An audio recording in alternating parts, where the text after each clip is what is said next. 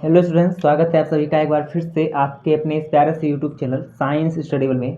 Students, आज के इस वीडियो के अंतर्गत हम लोग क्लास 12 बायोलॉजी का एक और इम्पॉर्टेंट टॉपिक पर बात करने वाले हैं, जिसका नेम है टर्नर सिंड्रोम।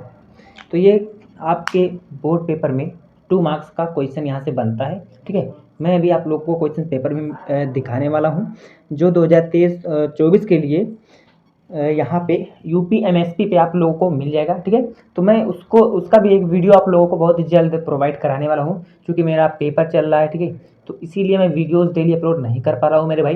तो थोड़ा सा आप लोग उसको मैनेज करिए, और फिर उसके बाद आप लोगों की क्लासेस कंटिन्यू में बहुत ही जल्द लेने वाला हूँ। ठीक है ना, तो बोर्ड पेपर तक आप लोगों का सब कुछ चीज़ों को अच्छे से एक्सप्लेन कर दिया जाएगा, कोई भी चीज़ आप लोगों का बचेगा नहीं ना। तो आज हम लोग यहाँ पर बात करते हैं टर्नर सिंड्रोम क्या होता है। बहुत ही बेहतरीन तरीके से मैं यहाँ पर इसको एक्सप्लेन करने वाला हूँ, एक एक चीज़ को एकदम बेसिक से मैं बताने वाला हूँ, और ये 2 मार्क्स का आपके बोर्ड एग्जाम में यहाँ से क्वेश्चंस बनते हैं। ठीक है ना, कितने मार्क्स के बनते हैं? 2 मार्क्स के क्वेश्चंस यहाँ से आपके पेपर में यहाँ से बनते हैं। ठीक है ना, तो आइए बात कर लेते हैं सबसे पहले कि टर्नर सिंड्रोम होता क्या है। ठीक है ना, इसको हम लोग इंग्लिश में भी टर्नर सिंड्रोम बोलते हैं मेरे भाई, और हिंदी में भी इसको हम लोग टर्नर सिंड्रोम ही बोलते हैं। ठीक है ना, तो सबसे पहले हम लोग जान ले कि टर्नर सिंड्रोम होता क्या है। तो टर्नर सिंड्रोम जो हमारे पास है, ये होता क्या है, आइए सबसे पहले देख लेते हैं। परिभाषा यहाँ पर लिखा हुआ है, तो सिंपल वे में मैं आप लोगों को बता दूं। आप लोगों को पता है मेरे भाई कि जो हमारी फीमेल होती हैं, उनमें जो क्रोमोसोम होता है, ठीक है ना, जो गुणसूत्र होता है, वो कितना होता है? वह होता है एक्स और एक्स होता है। ठीक है ना, ये किसके लिए है? ये फीमेल कैंडिडेट के लिए है। ठीक है ना, ये किसके लिए? ये फीमेल कैंडिडेट के लिए। और आप लोगों को ये भी पता है मेरे भाई, क्योंकि ये सब बेसिक सी चीज़ें हैं, अगर नहीं पता ही तो जान लीजिए आप लोग। ठीक है ना, अब देखिए, और जो मेल कैंडिडेट है,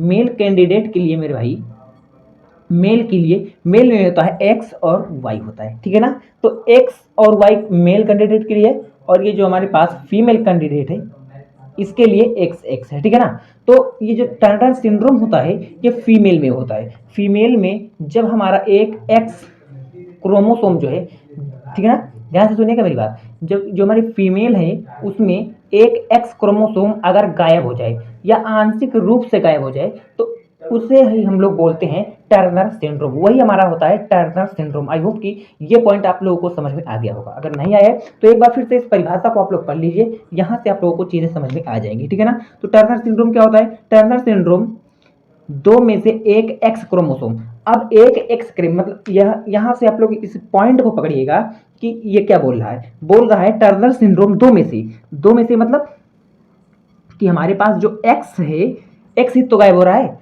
तो जो एक्स गायब हो रहा है, तो एक्स कितनी बार है?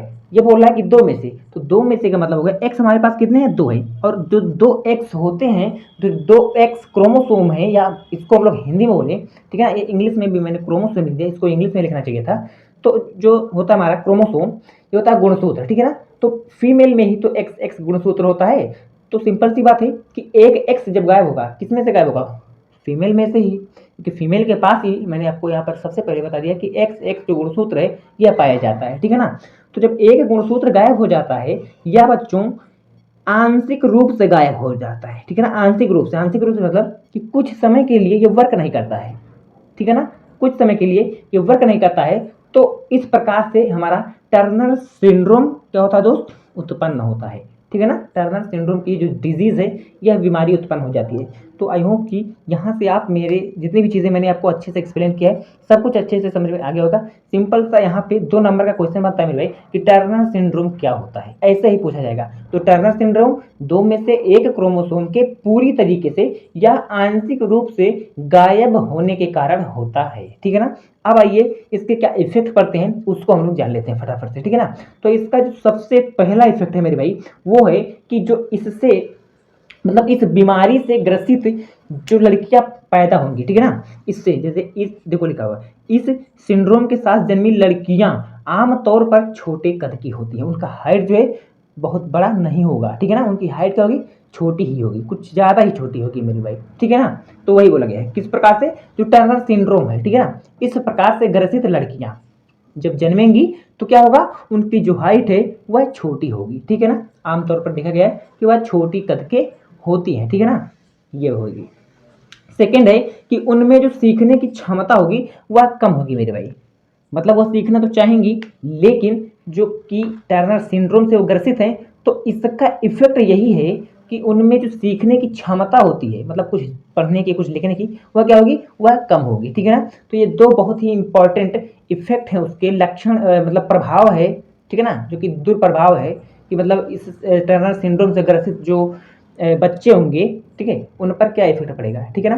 तो ये भी आपके बोर्ड पेपर में पूछा जा सकता है। अगर ये पूछा जाएगा तो आप लोगों का 3 मार्क्स का क्वेश्चन होगा। ठीक है ना। और नहीं तो आप लोगों का ये 2 मार्क्स का क्वेश्चन बनता है। तो अगर यहाँ तक की बातें आप लोगों को समझ में आ गई हैं, तो आज के इस वीडियो में हमारा जो जानने का एम था वो क्या था कि टर्नर सिंड्रोम क्या होता है, और हमने जाना कि इसका जो इफेक्ट है वो क्या क्या था। ठीक है ना। तो अगर आप लोगों को इन सभी जितनी भी चीजें मैंने पढ़ाई है, अगर इसका पीडीएफ चाहते हो, या आप हमारे, आप लोगों को बहुत सारी चीजें मिल जाएंगी जो कि बोर्ड एग्जाम के लिए आप लोगों को बहुत ही इसके बोर्ड एग्जाम के दृष्टिकोण से बहुत ज्यादा हेल्पफुल रहने वाली है। ठीक है ना। तो आप लोग हमारे इस दिए गए नंबर पर कॉल करके मेरे भाई, ठीक है ना, कॉल करके या मैसेज करके आप लोग इसका पीडीएफ एकदम फ्री में पा सकते हैं। और मैं एक बार फिर से आप लोगों से बोल दे रहा हूं बच्चों कि जो बच्चे अभी तक हमारे चैनल पर पहली बार आए वो हमारे चैनल को सब्सक्राइब जरूर कर दें मेरे भाई, क्योंकि आप लोगों को हमारे चैनल पर बोर्ड एग्जाम से रिलेटेड जितनी भी सब्जेक्ट्स हैं सभी का जो टॉपिक हुआ उसको भी पढ़ाया जाता है, उसके मॉडल पेपर भी सॉल्व कराए जाते हैं, और इससे संबंधित आप लोगों की जितनी भी जानकारियां हैं मेरे भाई, सब कुछ हमारे इस चैनल पे आप लोगों को डेली मिलता है। ठीक है ना। तो आई होप कि यहाँ तक की जितनी भी चीजें मैंने आपको अच्छे से एक्सप्लेन कर दी है मेरे भाई। आज के इस वीडियो को अब हम लोग यहीं पर एंड कर दे रहे हैं। एक बार फिर से मैं बोल दे रहा हूं कि अगर अभी तक नहीं किया सब्सक्राइब तो सब्सक्राइब भी कर देना, और अपने दोस्तों के साथ भी हमारे इस वीडियो को जरूर शेयर करना। ठीक है ना। तो मिलते हैं किसी और नेक्स्ट वीडियो में, तब तक के लिए बेस्ट ऑफ लक।